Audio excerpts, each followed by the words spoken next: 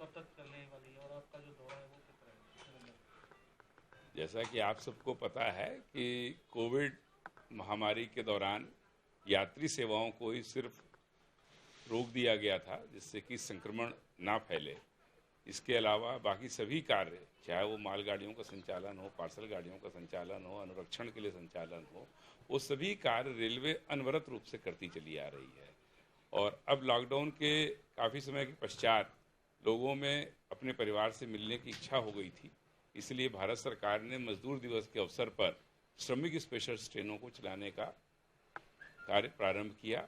और जैसे ही ये आदेश प्राप्त हुआ, मुझे बड़ी खुशी है बताते हुए कि पंजाब सरकार ने बहुत ही अच्छा प्रयास करते हुए सभी का कोवा ऐप के माध्यम से रजिस्ट्रेशन किया और हम सब लोगों को जो डिमांड दी, उनकी डिमांड के अनुरूप 375 ट्रेनें, जो कि देश में शायद दूसरे नंबर है गुजरात के बाद, मैक्सिमम ट्रेनें चलाई गई और यहाँ से करीबन करीबन 4.5 लाख लोगों को उनके अपने निवास स्थान तक सकुशल अच्छे ढंग से भेजा गया।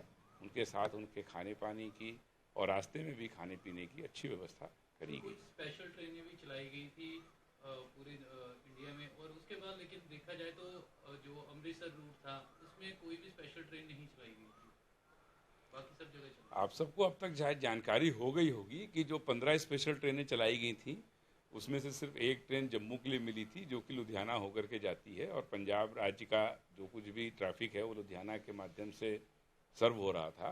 पर अभी जो 100 पेयर्स ट्रेन भारत सरकार 1 जून से चलाने जा रही है, उसमें 8 pair train Amritsar Ludhiana route से ही जा रही है।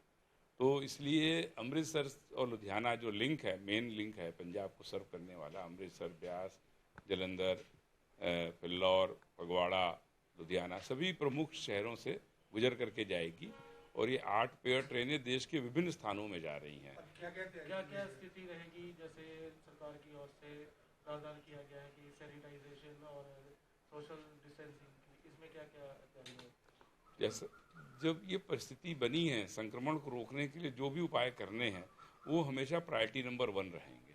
उसके बाद ही लोगों को जो है गाड़ियों के अंदर प्रवेश दिया जाएगा। हमने श्रमिक स्पेशल जो चलाई 375 ट्रेनें, उसमें भी राज्य सरकार की मदद से इसकी सभी रोकथाम की व्यवस्था करी गई। उसमें उनकी प्रॉपर मेडिकल स्कैनिंग होती थी, उसके बाद ही उनको एक सोशल डिस्टेंस मेंटेन करते हुए ट्रेनों में बैठाया जाता था।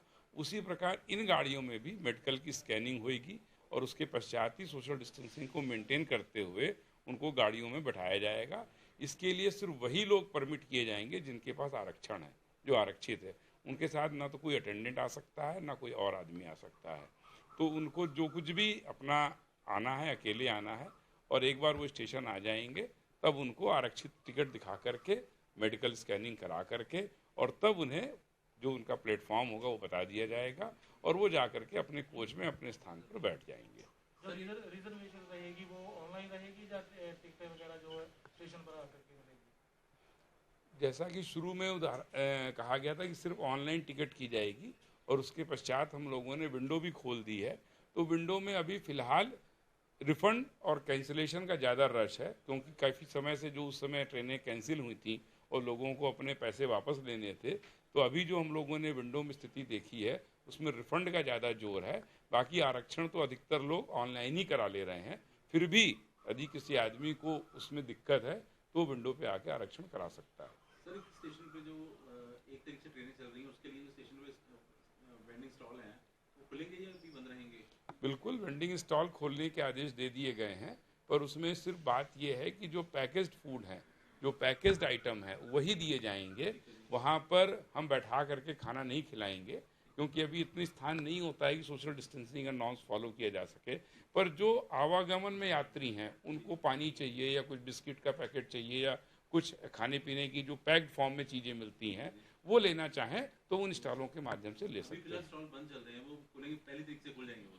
21 मई को ही भारत सरकार ने स्टॉलों को खोलने का निर्णय ले लिया था और सभी वेंडरों को ये बात बता दी गई है।